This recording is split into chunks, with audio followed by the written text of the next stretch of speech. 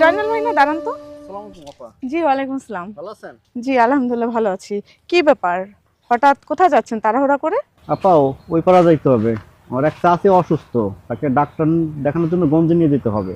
আমাদের এখানে তো হসপিটাল নাই আপা, সেজন্য গঞ্জে নিয়ে যেতে হয়। ও চল আচ্ছা। ভাই, চিন্তা করেন না, আমরা এই মাসে আপনাদের এখানে গ্রামে হসপিটালের ব্যবস্থা করতেছি। তাই ম্যাডাম? হ্যাঁ ইনশাআল্লাহ। তাহলে তো ভালোই হয়। আসি আপা। হ্যাঁ আছেন। আসসালামু আলাইকুম। যান তাহলে তাদের।